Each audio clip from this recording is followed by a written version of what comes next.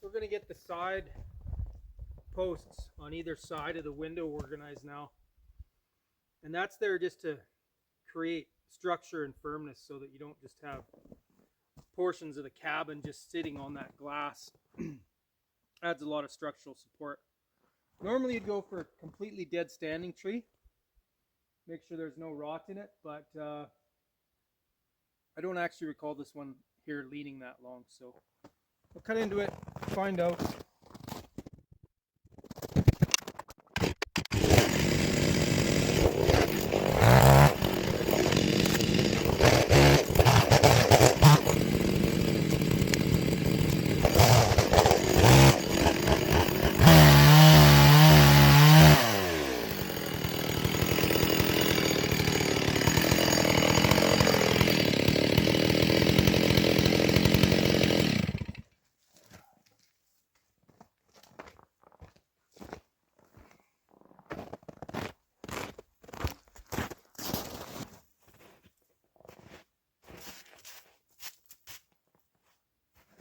I'm going to need a stand to work on those logs I just cut.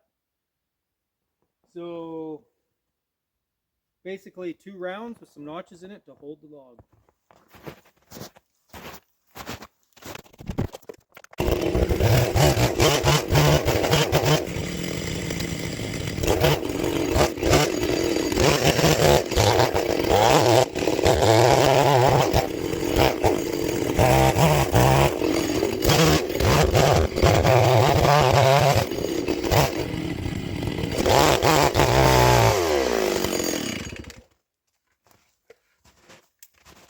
So that'll hold my log while I peel it.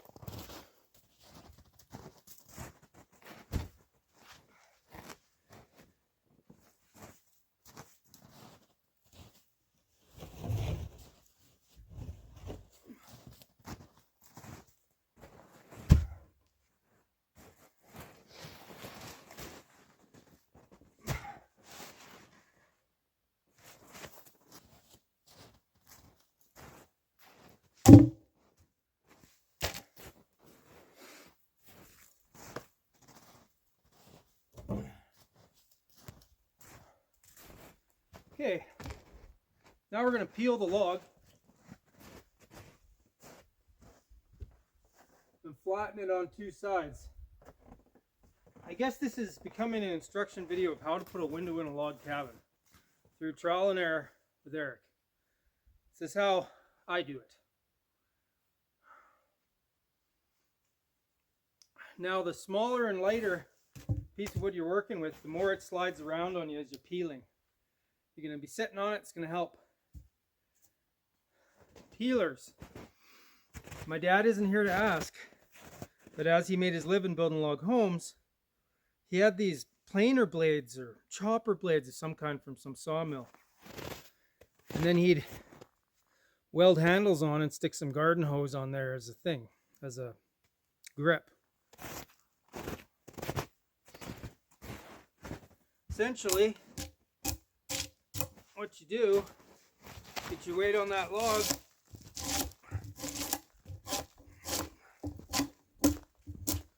and then there's a bit of an angle to it. Takes some practice.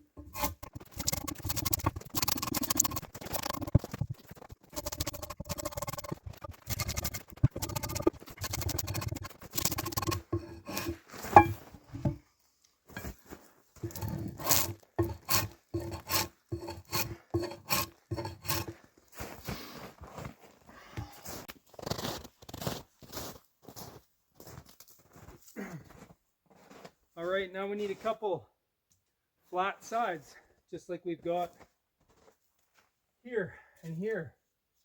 This will be our structural support.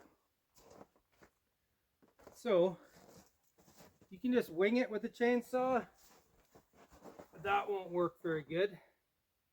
We're going to make a flat, two flat sides.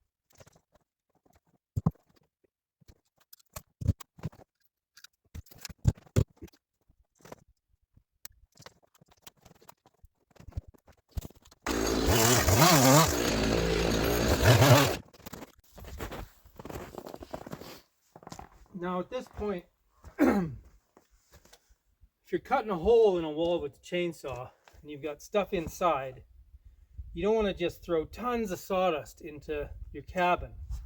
So you want to consider, where does the sawdust get thrown? So the chain spins this way.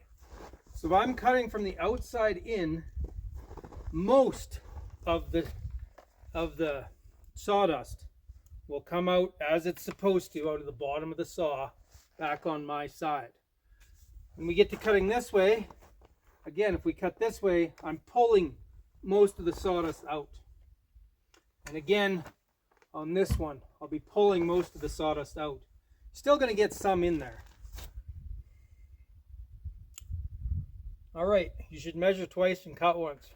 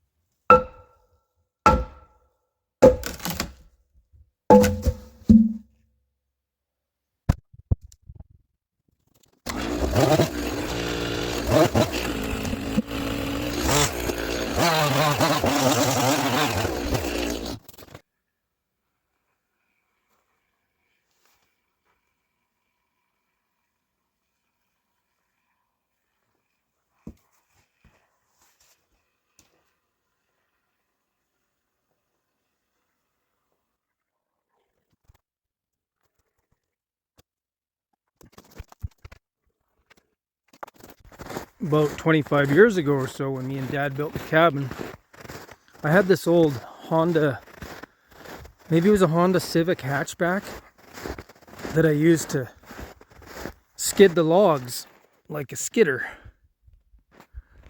And it ultimately died, which is another story of its own, where it died and when. And I had just basically recovered myself from being lost in a whiteout while going ice fishing on a lake up here.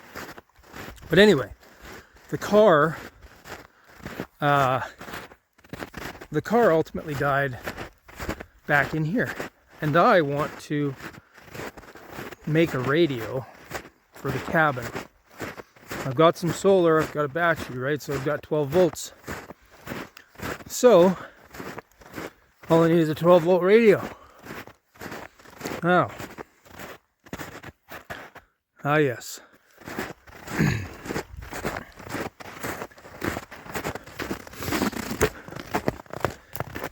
Here we are.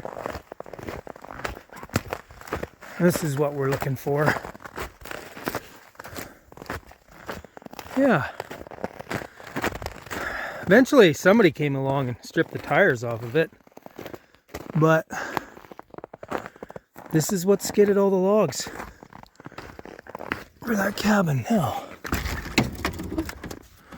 Oh, shucks. Detachable faceplate.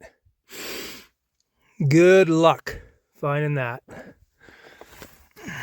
Okay, I've got another scrap car somewhere.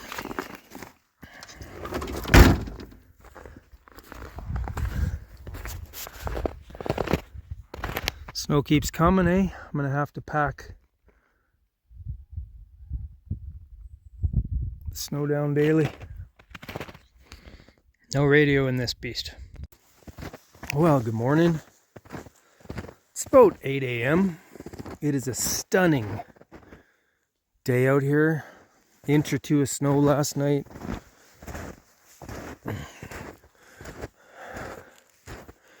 We are, me and you, we are off to go look for a radio. There's the old shell of was either the original little shack that the guys stayed in when they built the bones of the original cabin, or it was for goats or something. So down here we have the water pump car, right? If you've seen previous videos, there's a hose that runs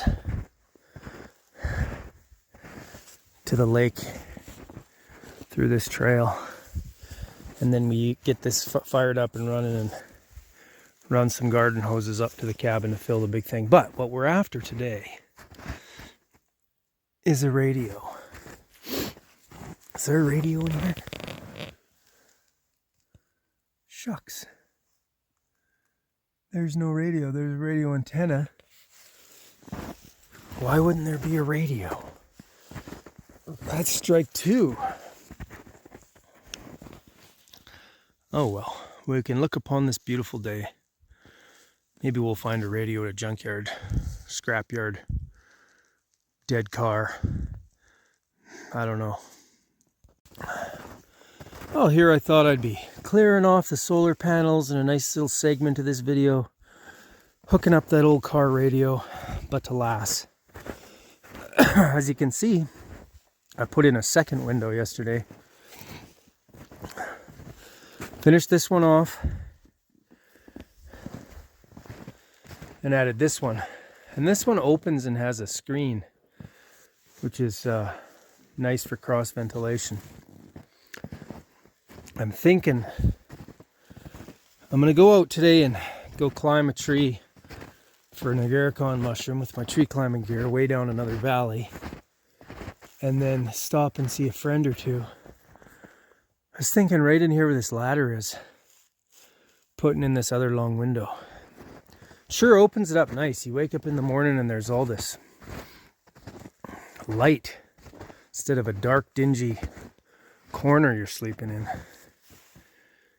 We'll see.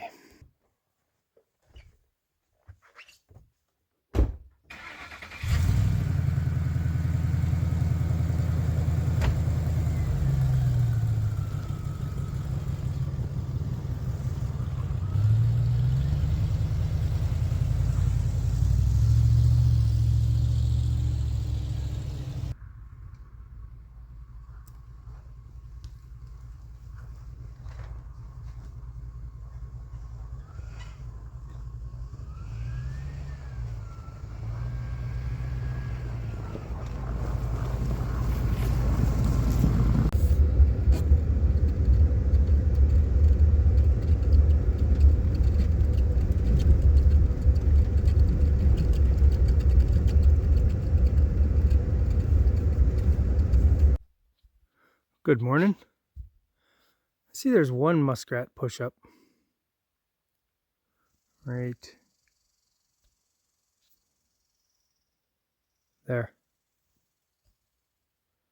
Not that it makes much difference other than wildlife viewing. So I was gonna put in a nice sliding window here. But then last night I was walking around and I'm like, you know, I know it's small and it's dark, but it's kind of the original way me and Pa did it, and kind of want to leave it. And then last night I'm talking to Dad and I'm like, you know, give me a sign if you're kicking around. And I broke the window, taking it out of the truck. So it was actually just misfortune, but we could call it a sign. So we're going to get started on some things today.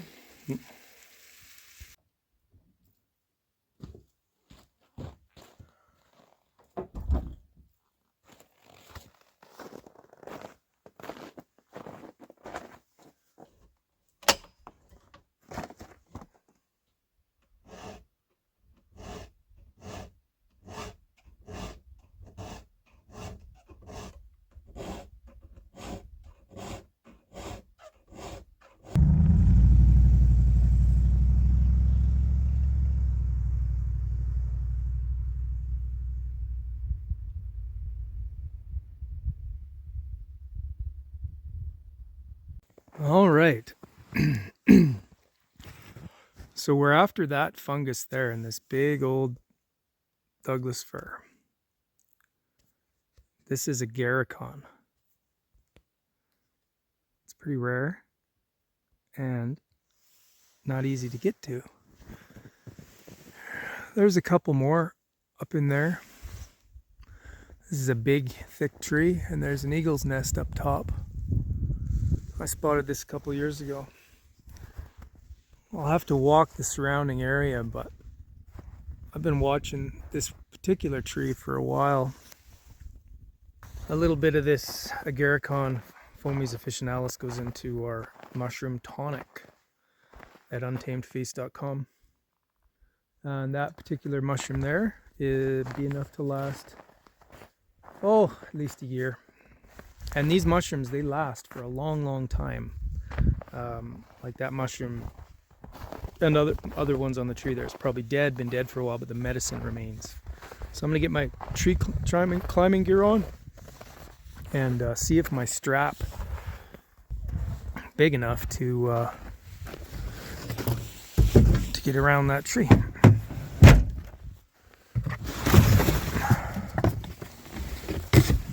My tree climbing equipment. All right.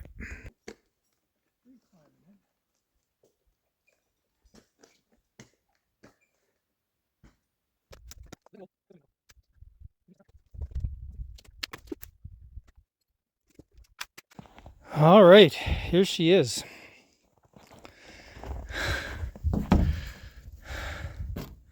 It's a lot of medicine here.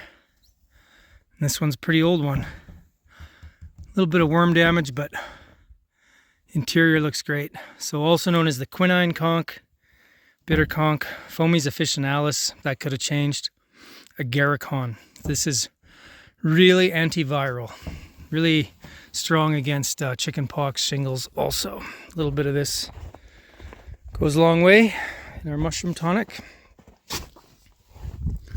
And yeah, it was up there. And I can see 3 more which will live there forever. 1, 2, 3. And there's probably more on the backside. Right on. I'm gonna walk around the woods here a little bit and see if I see anything else. All right. Got the tree climbing gear on. I've found another tree with 3 beauties in it, and it's about to get logged. It's the block boundary, that ribbon. The sad part is, because I know I was in logging for a long time, this is just an indication of rot to somebody who works with lumber. Those 2 agarikon,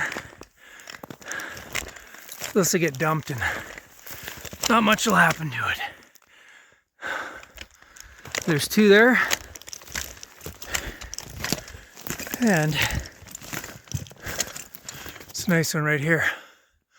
I'm going to set up the tripod.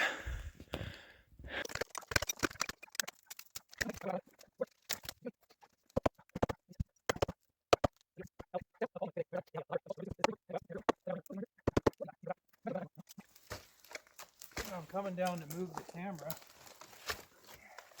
You're welcome. Here it is here.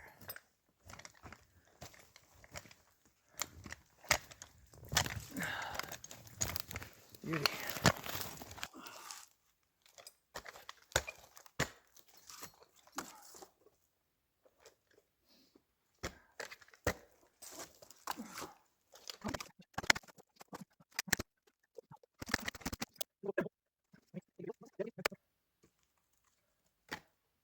There it is.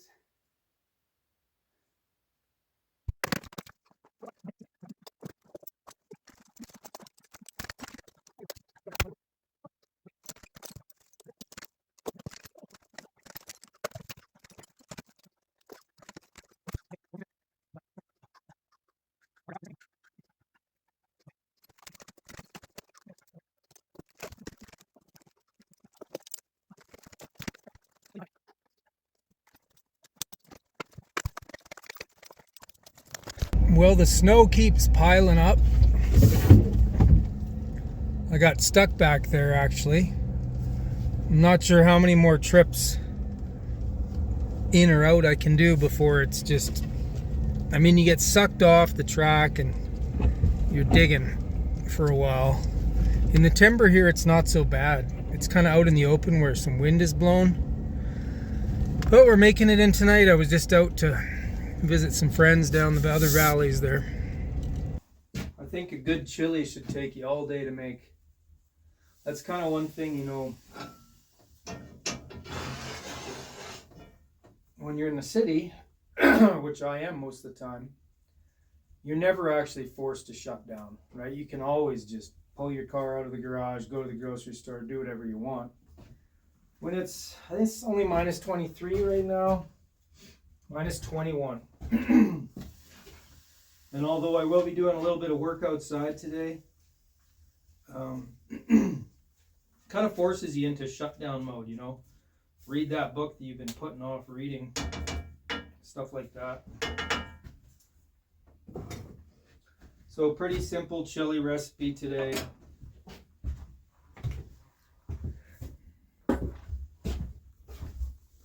Might note that the chainsaws have been brought in. The truck is all blanketed in blankets, and I will be draining the fluids, but it's Probably not necessary, but if it goes to minus 40 something, I will. So with the chili, not that you haven't made it before, of course it tastes 10 times better if made on a wood stove. That is placebo at work. I like to use stew meat, and then I cut up the stew meat really nice and fine and remove the silver skin and too much fat, and just saute that up with some onions and garlic for a good long while. And then of course you can add in your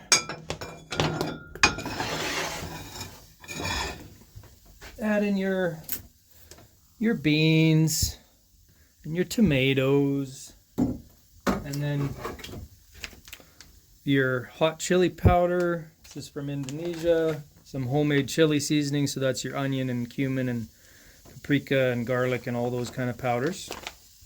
And then just some regular paprika is nice to brighten it up. I like to add green peppers and celery in there, each to their own. So we had a wonderful harvest of the agarikon here.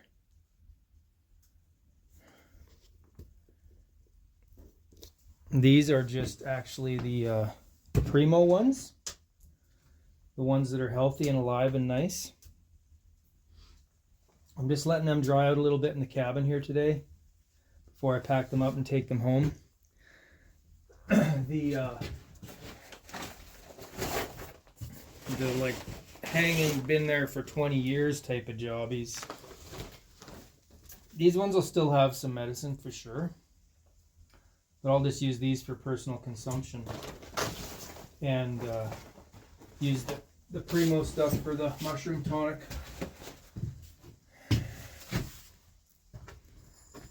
You can see outside there got a bunch of blankets and whatnot on the truck. That doesn't do a whole lot, but this morning I started it up, made sure that the heater is blowing hot air, right? As if it's blowing cold air, which it will for the first few minutes, but if it's blowing cold air, then your coolant is froze up. So I just wanted to get it kind of warmed up. The blankets are on it, so that when I go out today and do a little bit of work, it won't be starting from minus 20 again. It'll be a nice kind of, still slightly warm in there. It's a nice day for reading. You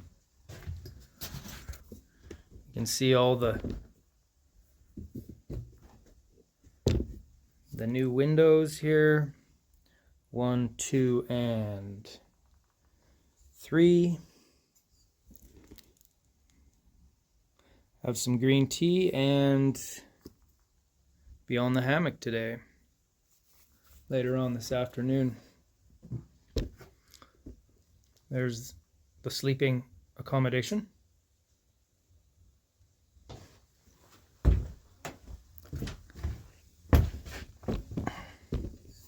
Here's another view. Level this out a little for you. The bay window is just kind of full of junk right now because I've been cleaning up, getting things tidy in here. There's the 2 buckets that I'm going to have the oil in the small one and the coolant in the big one from the truck. And yeah, today or tomorrow is an interior cleanup day. Today will still be, you still run the saw and get a few things done, and what there is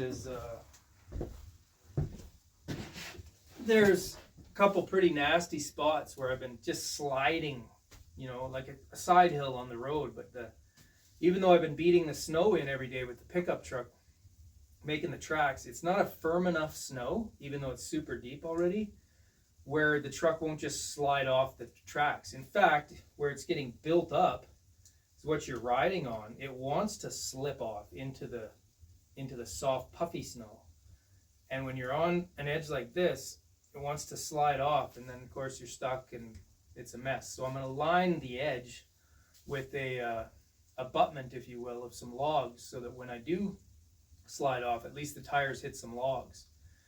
because day after tomorrow when I get out of here, and it's, you know, it goes to minus 30 or 40 tomorrow, and then it'll warm up to minus 17 to minus 23 on Saturday. I'm going to leave. I don't want to have any problems in that kind of weather. So I'm going to take this opportunity of not terribly bad, minus 20 today so far, supposed to get down to minus 24, 25, to get that organized. All right. This spot is all fixed up now. I put some log abutments. It almost looks level. And lots of little branches down here for traction. And yeah, pretty happy with it. Pretty happy with it. There's a few other spots up ahead I just got finished doing, but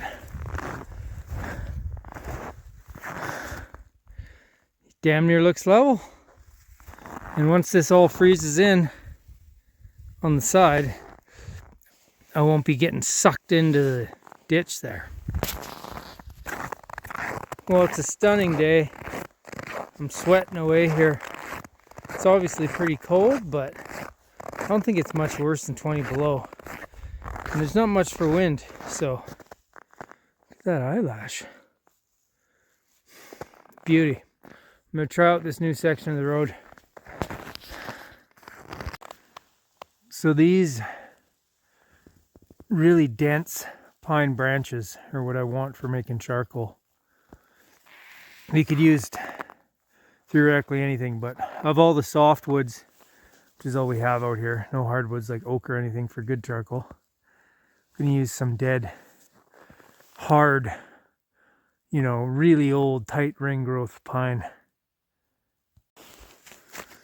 Alright, still 24 below or something. I've cut down that big pine, chunked off all the nice, hard, healthy pieces that I want to make charcoal. The slash I'm lighting up, make a big fire. We'll put the drum on it, put the wood in the drum, seal it up, make charcoal. Here we go, sealed up. You can see the moisture coming out the back vent. It'll be wood gas at some point. If you filter that and play with that, you can run generators and vehicles with that. Wood gas, it comes off of dry dead wood. That's in another video about self-sufficiency, making a little kindling while I'm working here.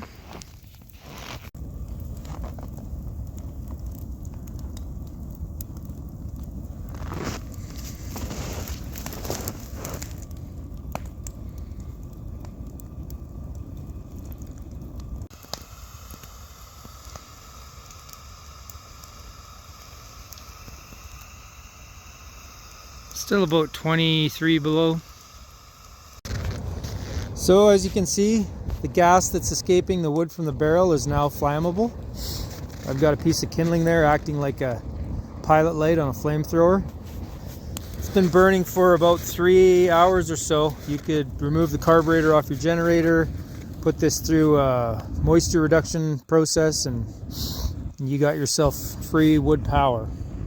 Wood gasification. Charcoal is the byproduct. All right. Got down to about minus 36 Celsius last night. I did take the motor oil out.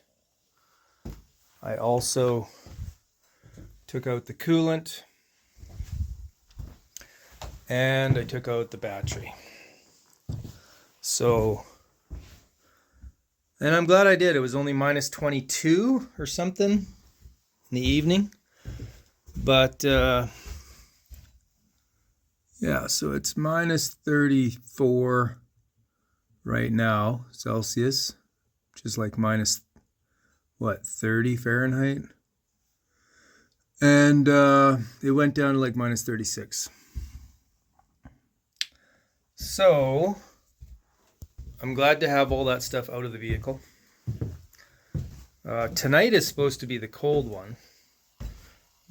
Might be like minus 40 or better. The sleeping was pretty good. But I'm also going to have to cut more wood because I'm burning through quite a bit of wood actually. Like I was up at midnight, stoked the fire. I was up again at 3, up again at 6, and need lots of wood. Also, my water jug was on the floor. It froze, so I'll have to thaw that out. We only have like a day's worth of water left, and then it's melting snow time.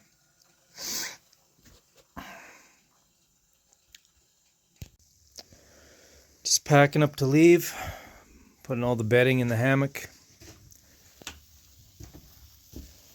Wood-fired waffles are the best. Heating up the motor oil. About to put the motor oil and the coolant back in the car, in the truck. All right, we put the coolant, the oil, the battery back in. She barely turned over. Should have kept that battery up higher off the floor. But of course, we got it running. Got all the oil back in, but the coolant didn't want to go. I was worried about that. So let it run for a while. The heater's not just blowing cold air, and it's not taking more coolant. It's just kind of stuck. So there's a problem in there. So it's froze up somewhere, but I got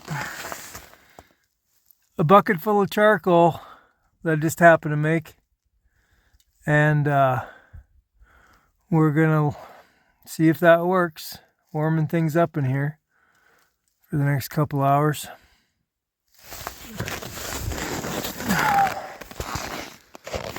Even when it's really cold, like it's minus 23 or something right now, if your coolant's not running through your engine, you don't get very long at all until it overheats.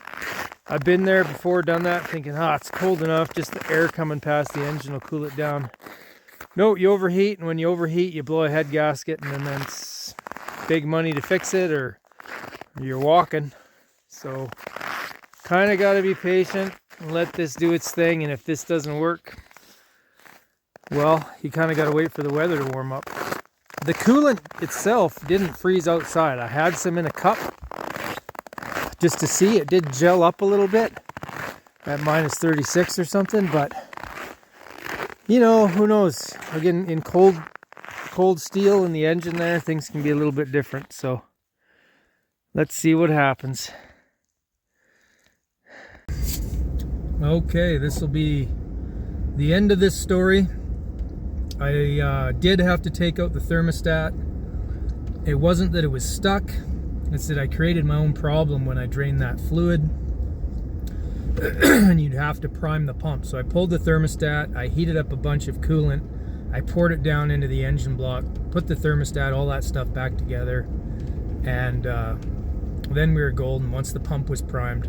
Otherwise there was just an airlock in there. So it's a beautiful 23 below, heading out.